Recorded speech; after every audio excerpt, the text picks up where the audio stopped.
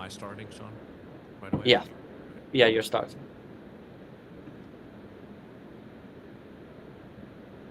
Varun, Okay, by the we're way, good. We're good. We're live. good afternoon, everyone. Thanks for joining this live stream discussion. I'm really excited to have Juno with us to talk a little bit about their growth. Just for those who don't know who Juno is, their mission is to make financial freedom more accessible by building an easy to use, trusted, and compliant gateway to crypto and Web3. Their on or off ramp solution has been designed to effortlessly bridge cash and digital money. And on our side, Zero Hash provides the critical infrastructure to power Juno's off ramp experience. Together, we're looking to build a future for people to onboard and engage with the crypto economy seamlessly and safely. Today, I have the pleasure of sitting down with Varun, who is the co-founder of Juno, to learn a little bit more about their vision and discuss the partnership with Zero Hash. Varun, it's great to have you with us. Hey, hi Cyril. Great to be here as well. Thanks for taking the time. Before we dive into all the nuts and bolts of how Juno works, let's take a pause to watch a quick video to give the audience an overview and preview of Juno.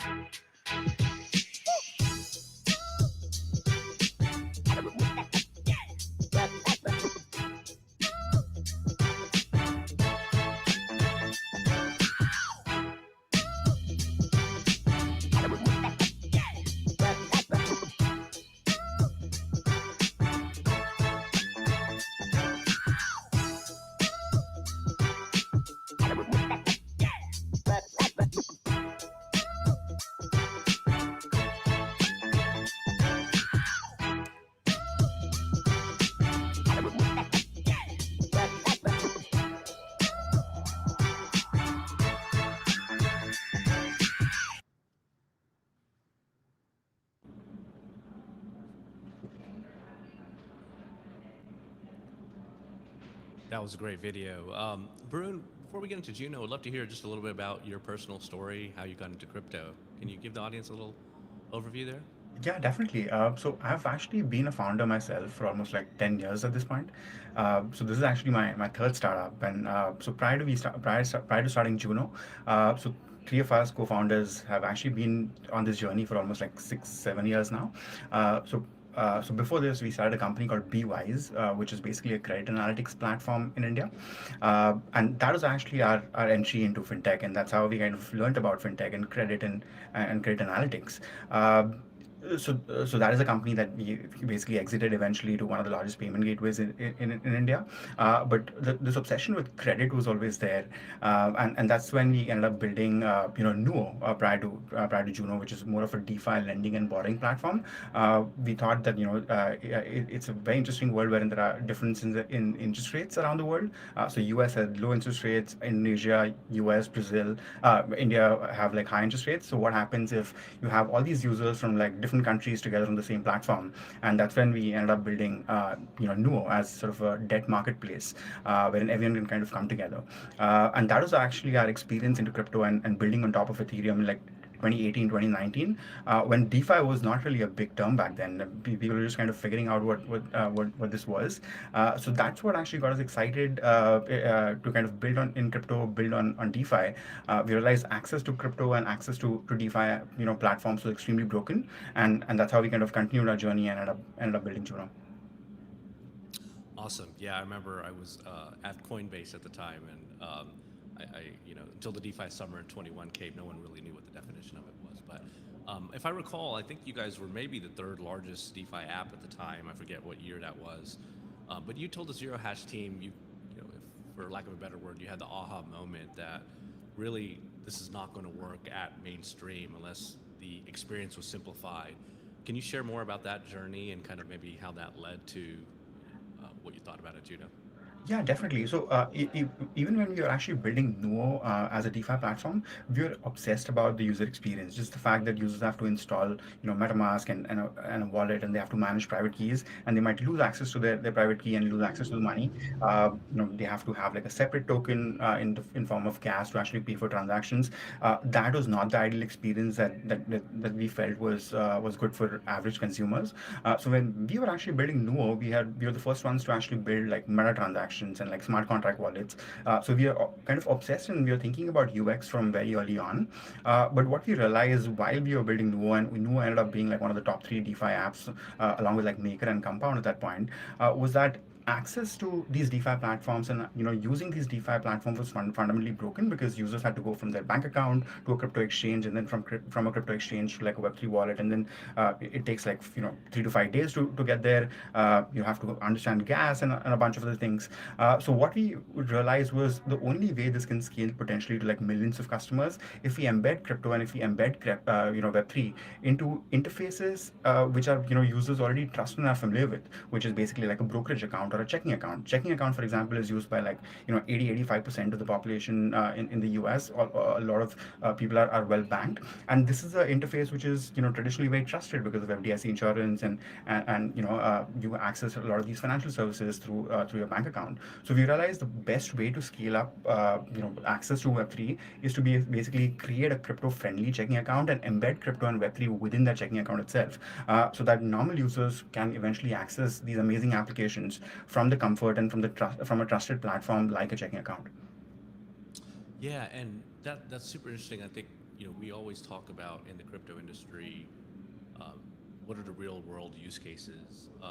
This checking account is the building block of that real world use case. I believe the Juno ecosystem. How do you think about now tying? You touched on it, but I'd love to double click on tying checking account experiences to Web3 experiences. How do you think about that process? Yeah, so the benefit of actually having a checking account is basically all the trust and sort of the insurance that it provides. The benefit of crypto is basically the fact that you can access a global internet money essentially, which is permissionless, fully transparent. So that is what kind of makes it super exciting. I think the ability for anyone to go from their checking account directly into sort of crypto assets, like for example USDC or any other stablecoin assets, that convenience and the speed and how effortless it needs to be. Once you're able to solve for that, amazing set of Web3 applications and fintech applications are essentially possible. Today, for example, a checking account is extremely fungible with the familiar apps that you use, right? Which is a Venmo or a Cash App and bunch of other applications like Robinhood. Why can't a checking account similarly also be very fungible and usable when it comes to using Uniswap or a Compound and an OpenSea and amazing a lot of these Web3 applications. So that's what we think needs to happen. Wherein, for example, directly from a checking account, you should be able to go from your cash into USDC. User can choose to lend on Compound or on Aave and earn interest on top of it. Potentially access real world assets and tokenized stocks and other things in the future. And I think things are headed in that direction. So I think that's how we feel eventually Web3 and crypto might scale up from a checking account. That's great. I'm going to pause for a second. I realized my producer told me I didn't introduce myself. I am Cyril Matthew, just FYI, and the Chief Operating Officer and President of Zero Hash. And we have the fortune of powering with Juno. We thought we wanted to kind of really unlock that under the hood for Juno to see why they've grown so much. And so, with that in mind, you've been in crypto for a while, Varun. I have as well since 16, 17, and those of us in the space know that there's these crypto winters, if you will. And you could argue right now we're in a macro winter as well. There's lots of headwinds facing the industry. That being said, Juno's really seen tremendous growth during this winter. A lot of people say put your heads down and build. You guys are putting your heads down and building, but you're growing. What do you think are the keys to why, despite all these headwinds, Juno's seen such high user growth, and more importantly, once users join Juno, it seems like they're very sticky and they're using all the different features. Can you unpack that a bit? Yeah, 100%. I mean, fundamentally, when it comes to banking and just crypto in general, the most critical aspect is actually trust and just being around and just being, through the bull market, through the bear market, just existing and serving customers and being at it every single day builds that trust over a period of time. And that trust compounds over a period of time. So that is something that we keep in mind a lot.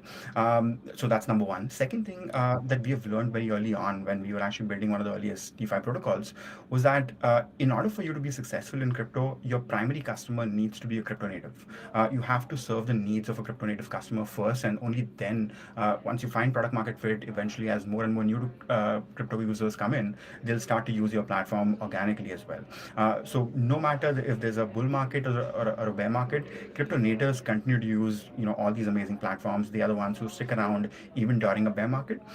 So Juno is built primarily as a checking account for crypto natives. The fact that more than 80% of our transactions are actually non-cash related transactions. The fact that people are taking their paycheck in Juno, they're using our debit card to spend their paycheck, they're paying their bills and all these amazing things. That makes the platform extremely sticky. And no matter whether it's a bull market or bear market, banking needs and fundamental needs of financial needs actually remain the same. And as long as we continue to serve crypto natives, I think we'll continue to see that growth. Banking also in general is highly transactional, which means you use your platform on a regular basis. So, for example, we see an average user use our platform at least twice a day, whether it's through a debit card or an ACH transfer or a P2P transfer or things like that. So it's a highly sticky and engaging product, and I think that's once users start using it, and the fact that crypto natives want a crypto friendly checking account, they by default start to make this as their primary checking account and start moving their direct deposits and other financial transactions here as well. So that's the primary reason for our growth, the fact that we serve crypto natives and the fact that we've been able to build that trust over a period of time by building through multiple cycles. I love that. I may just add my own perspective, uninvited, is that just as I've seen the Juno app, it is interesting to see that you focus on the crypto native. But one thing, sometimes the crypto industry runs into the problem of the term they would say is a solution looking for a problem. And I think while you focus on crypto natives, like, what I love about the Juno app is that you've made it seem like an experience that isn't crypto native. It's you have the checking account, and for those who don't know, they have payroll. They can do peer-to-peer payments. You can do bill payments. It's just like going to your bank account, but the beauty of it is that people who normally wouldn't have access to a bank account or wouldn't have access to these services have it with crypto powering it. So I think that's actually, a very really powerful aspect of it, that it doesn't seem actually like you're using crypto, but you are and getting all the benefits. No, definitely. I think the convenience that we are able to offer because of the checking account and sort of crypto combined together on the same platform, I think that is massive unlock for a lot of customers. So I think those are the things that we kind of focus on. How do we make it extremely easy to use? How do we make it trusted? And obviously the fact that we have to fundamentally focus on compliance, Right. KYC, AML, and all these important things.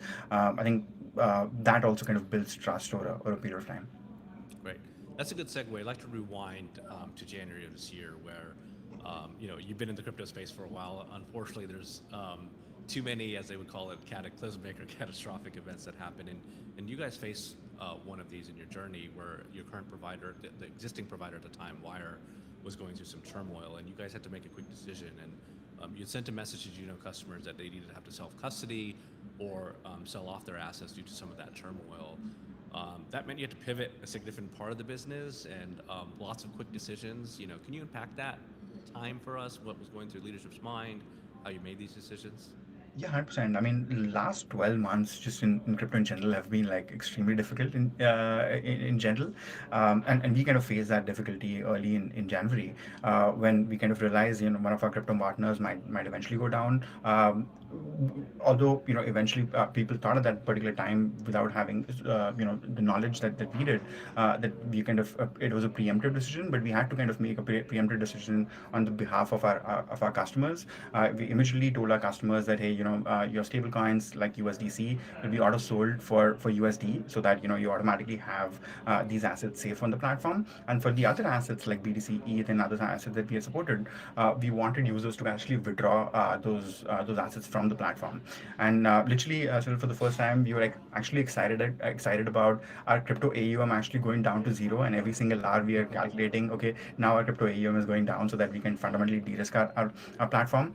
Right. And also, it is a very difficult moment for the team. Just the team kind of came together. I remember, I think for like straight 72 hours, I think the team had not slept for like more than 10 or 12, just going through like communicating with customers, working with potential new partners, and that's when we kind of reached out to Zero Hash, and we realized that we had to obviously switch over to a new partner who we can work with for the long term.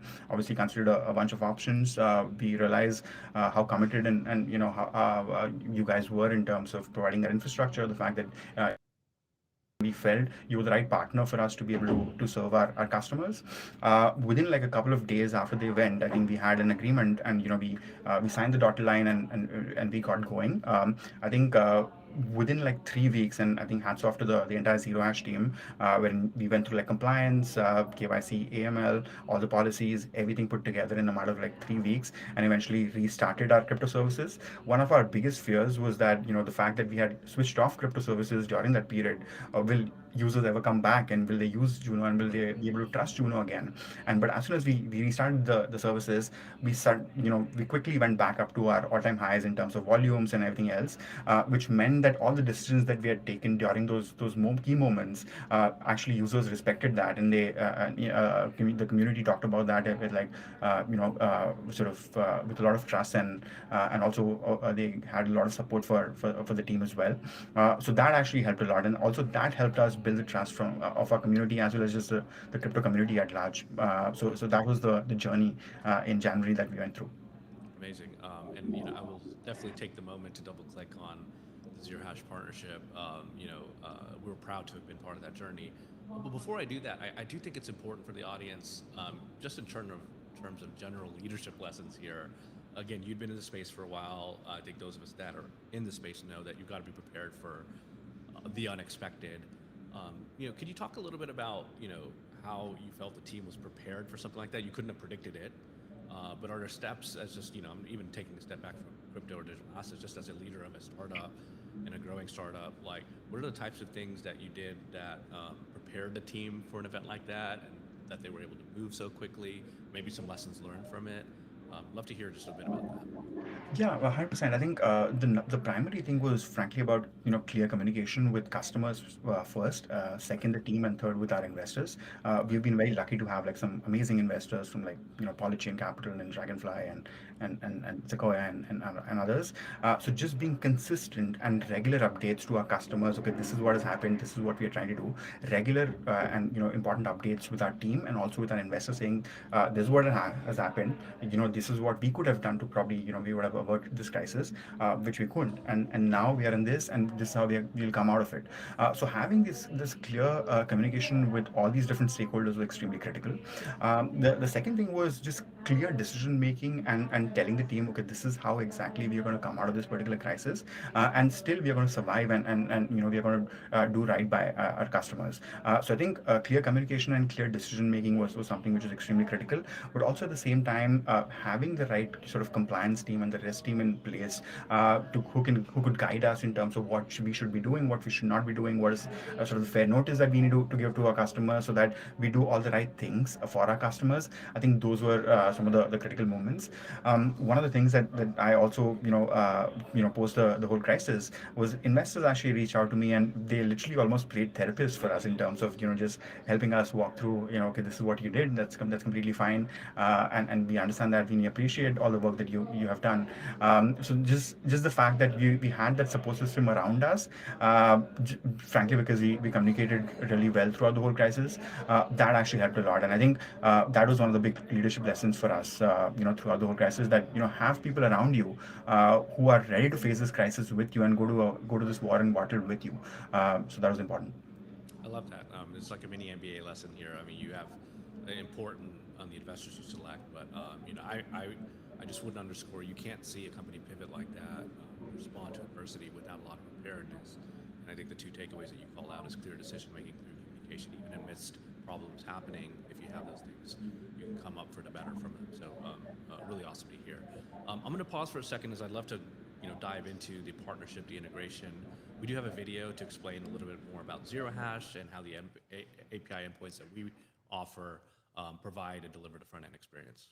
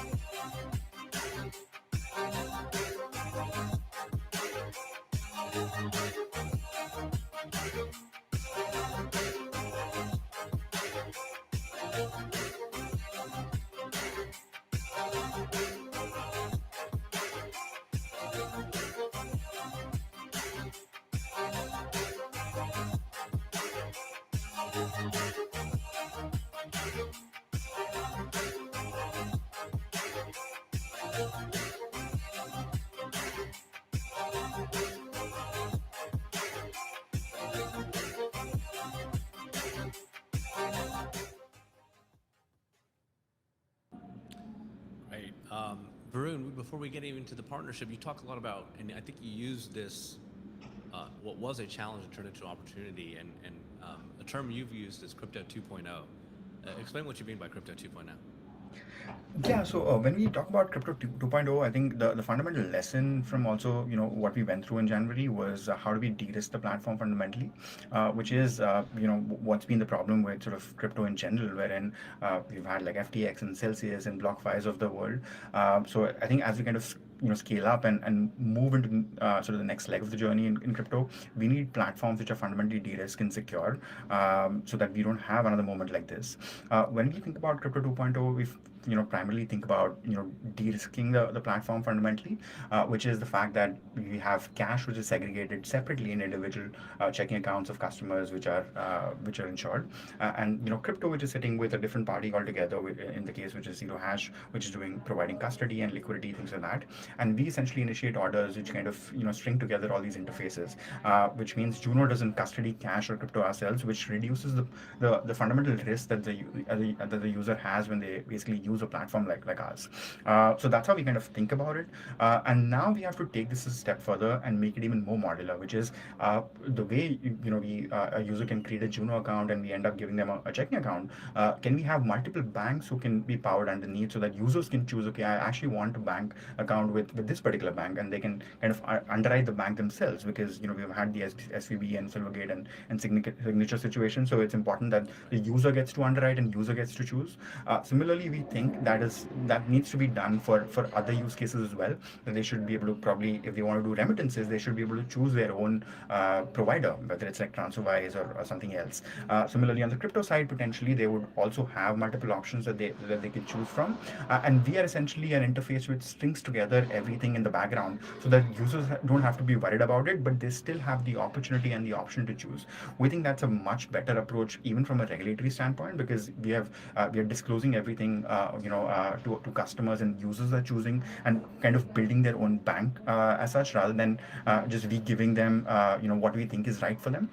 So that's how we kind of think about crypto 2.0 in general, as a fundamental way to kind of de-risk and disclose and let users choose whatever they want to have on the platform essentially.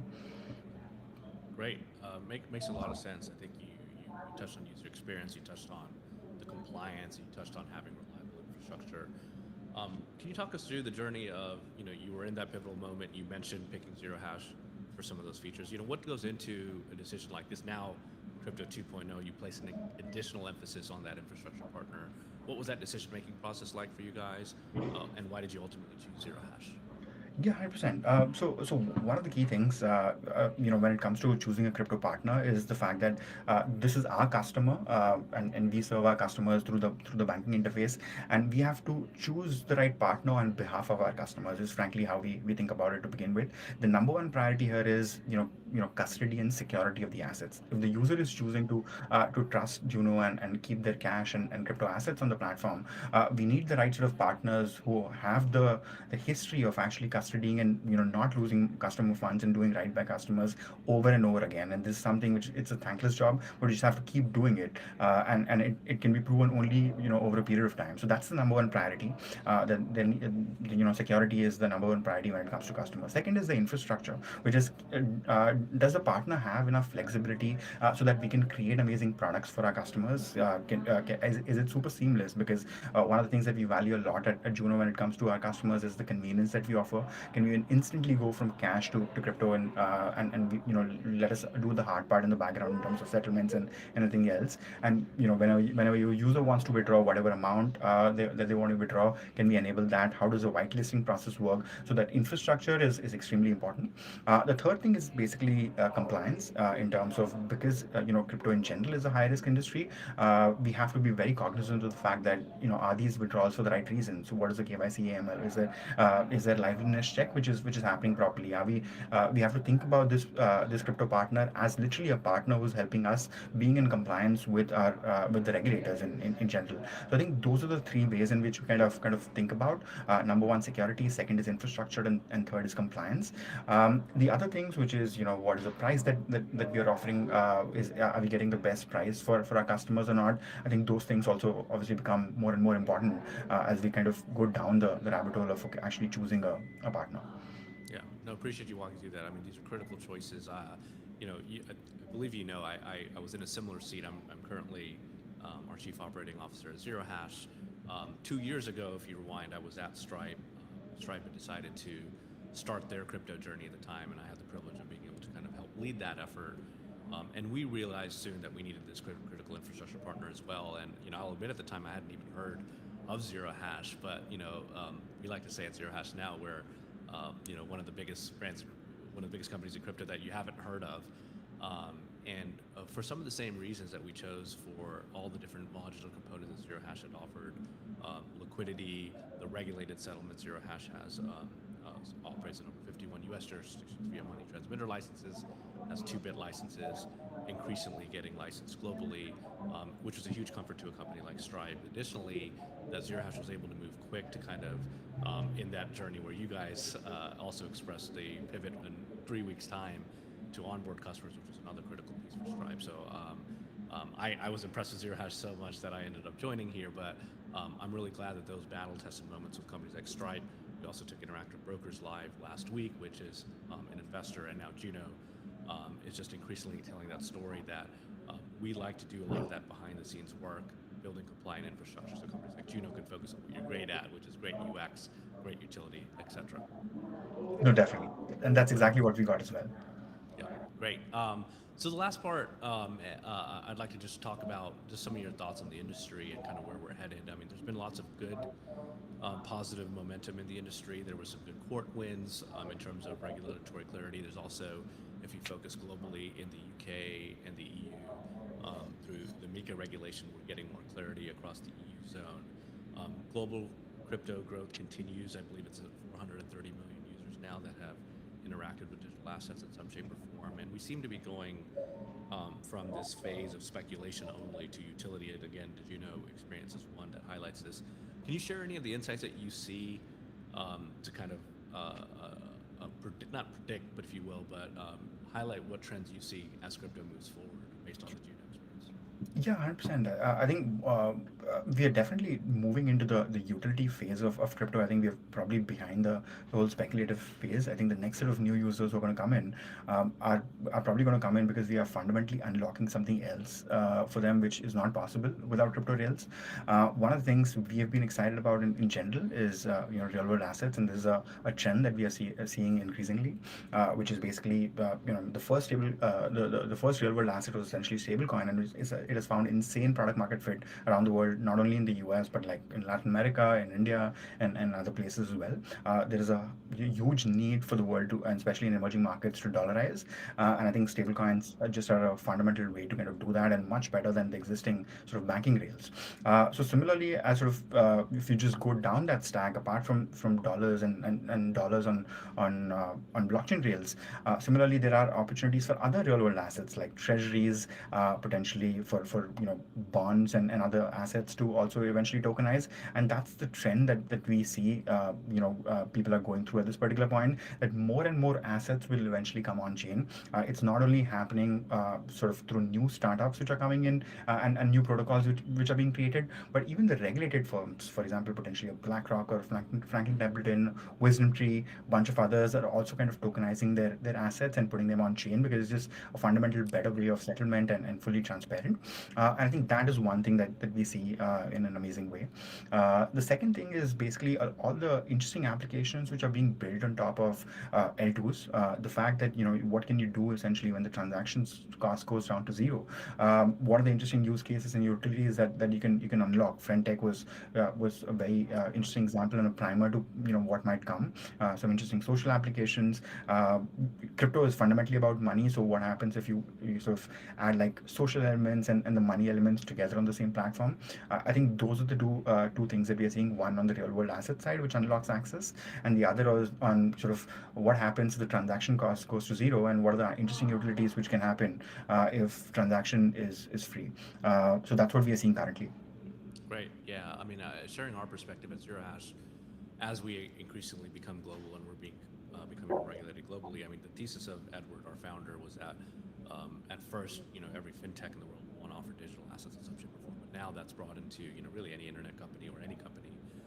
But what's lacking there is, especially as we go upstream to like a bank or larger institutions, some of the ones that you mentioned is federal clarity, right? There's, Zero Hash is very licensed, but there isn't in the U.S. yet federal clarity on, how do you treat a stable coin. There's been some direction from the OCC in the previous administration, but nothing that's uniform. And I think once that happens, and we're already seeing that trend, like some of the ones that you called out, there's a huge unlock where a promise of crypto could be you use all these stable coins, which I agree is one of the best innovations that's happened in the space, but to settle quicker on a cross-border payment, to send the remittance faster, to reduce the ability or the need to hold floats for multinational companies. There's so much promise here, but until we have that federal clarity, it's hard to achieve that promise. A lot of people who are the naysayers of crypto, I think, would say, oh, it's been around for 10 years, hasn't gotten adopted as quickly as internet. But I think